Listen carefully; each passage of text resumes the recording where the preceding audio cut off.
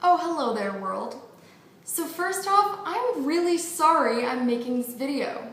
Like, I so wish I didn't have to make it, because I wish that what is currently going on with me was just not going on with me. But it is. So here we go. Okay, so I am in the process of coming off of a little medication called Effexor. And the process of withdrawing from this medication has been something out of a horror movie. And I'm especially bummed because I had all these funny videos planned that I was gonna make this week, and then this withdrawal hit me, and suddenly being in front of a camera was the last thing I wanted to do in the entire universe. Well, here I am in front of a camera, so that's awesome. But if you were hoping for a funny video, you might want to tune in next week. Today's video is going to be the story of my being on and getting off of this drug that I sincerely hope no one else in the world ever has to deal with. So I had been on Effexor for about 2 years for depression, and it had worked decently well for that. But it came with some seriously disturbing side effects, which I will get into more later. Wow. So I had recorded the rest of this story. It was a half an hour long video. And I went to edit it, and the sound did not record. The file is corrupted. There's just no sound. And normally that would be irritating to like a normal person. But in the state that I'm in currently, I cried and screamed for like a half an hour. Like, I was afraid someone might call the police on me because my body right now is making me react to everything as if it's the biggest crisis the world has ever seen, and I'm gonna die and everyone else is gonna die. So yeah, I saw that there was no audio, and I had a complete hysterical fit like I was 5. So if that's any indication of how things are going, yeah, wow. When did I wear mascara? Why is there mascara on my face? I need to get that off. Pardon the sudden jump cut. Here I am in my brother's room. Let's get to it. So I've been on this medication. It has some really irritating side effects, but I can deal. But then my psychiatrist ups the dose a couple of months ago, and that is when the side effects started to get real wacky and out of control. I was so miserable from the side effects that I begged my psychiatrist to get me off of this medication, and he did. But he put me on a medication that's very similar. It's called Pristiq, and it's actually made out of Effexor. And the goal was that it would work just as well as Effexor at combating the depression, but it wouldn't have the nasty side effects. And doesn't that just sound great? It's a great prospect, but that is not what happened in any way, shape, or form. The side effects that I was having on Pristiq were pretty raging, so with my psychiatrist's blessing, I decided to get off of Pristiq about 4 days ago. And let me tell you, things have been a little hairy. So when the withdrawal symptoms really started to set in, which was about my 2nd day without the Pristiq, I was right in the middle of my Saturday night shift at the restaurant where I work. Fun times.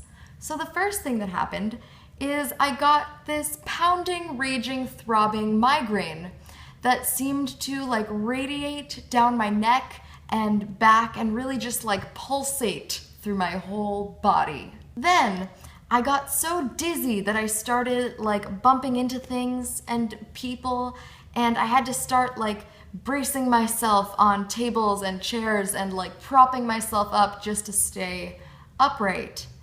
So then a combination of the headache and the dizziness created this strange effect where every time I would move my head or even move my eyes, I felt like this cinder block was in my skull, and it was just like crashing into each side of my skull whenever I moved my head, which was not only painful, but like extremely disorienting. Like every time I turned my head, it was like, whoa. Like every time I turned my head, I felt like I had just crossed the entire Atlantic and was in a completely new location, and that was how disoriented I was. I've been reading some stories of other people's withdrawals online, and they describe this feeling as Like whenever you turn your head, it's like you're landing really abruptly in an elevator, just like that painful, disorienting, dizzying jolt back to reality. So this is starting to get pretty scary.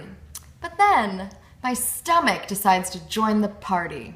I swear it felt like there was just an angry bar fight going on, like right inside my body, and things start just coming out of me from various ends. And now I feel like I have a full-blown stomach flu on top of the migraine, dizziness, elevator bullshit. So there I am at work, just trying to be a hostess. And of course we have our lovely holiday crowd up for Memorial Day weekend. And they are just a treat. Hi, I'm here for my reservation. It's under the name Hannigan. Hannigan. Did I say Hannigan? It's Hannigan. I'm like, I'm sorry, miss, but that name isn't actually in the reservation book. Is it at all possible that this reservation may have been under a different name? And they're all, No, it's under the name of Hannigan. Hannigan. My husband called this morning, and he made a reservation, and we were promised a table. I can't believe you screwed up my reservation. This is so unprofessional. Here I am with my stomach flu, migraine, vertigo, withdrawal fest, and it's really all I can do just to stand up, let alone get words out, but I get some words out. So I'm sorry, ma'am, I'm sorry for the confusion. We'll try to straighten this out for you as soon as possible. And these lovely Memorial Day weekend customers are just getting really excited because, you know, it's a holiday and the world revolves around them. So they're all, I'm gonna speak to your manager. I mean, this is just completely unacceptable. Like, my husband made a reservation, and now you have just completely screwed up our reservation and ruined our evening. and lo and behold, this reservation was under a different name the whole time, you know, like as I had suggested. And this process would just play out over and over again. And that's okay. That's what being a hostess is. It's being shit on by old ladies who haven't been fucked in 30 years and they just love to take it out on me. And it's whatever. I can usually deal with it, but trying to deal with it on top of all my symptoms just really sent me over the edge. And I got home that night and I just wept. Just cried about nothing in particular, just wept uncontrollably about being alive and being in so much pain.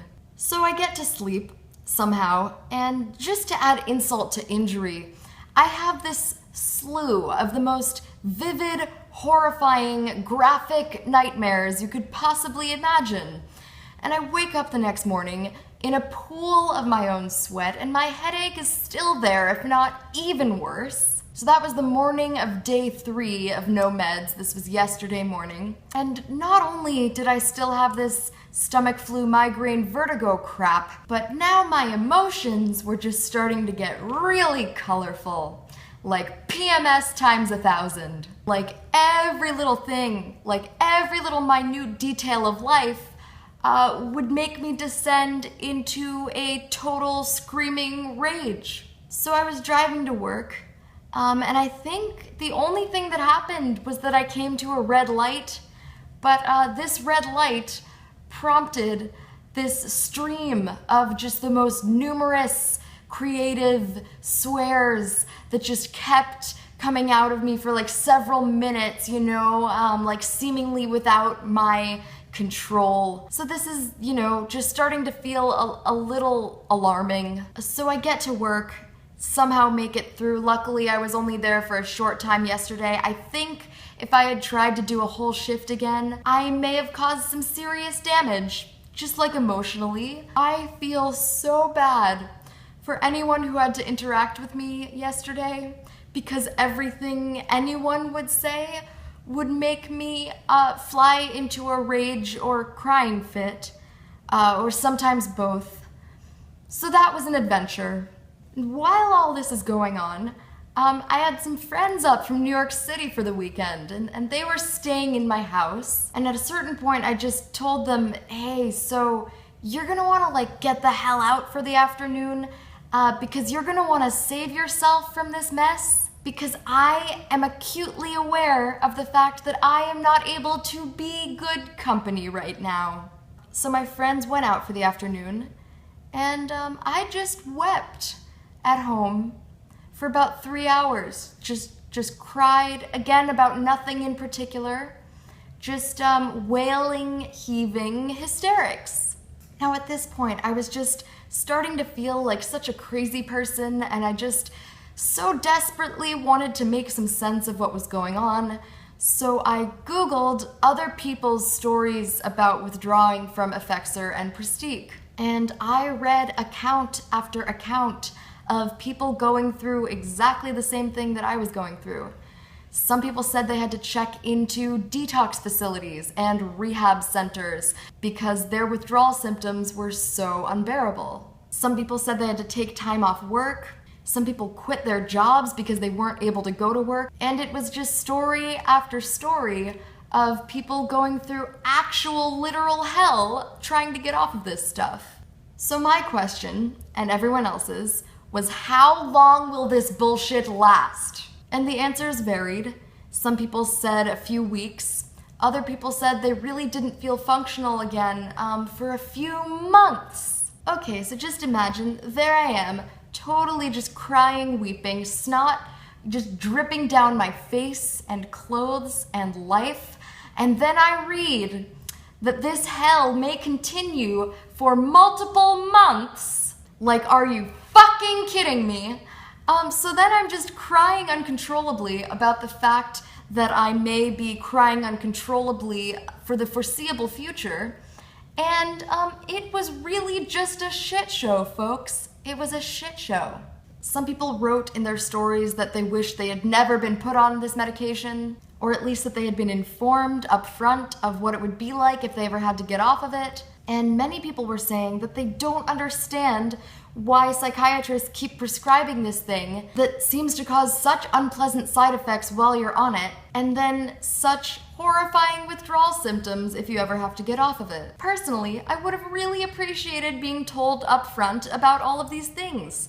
That information would have been nice. Now, I am not telling this story because I think that this drug is evil, or the pharmaceutical industry is evil, or that psychiatrists don't care about the patients. I'm not trying to say any of that stuff.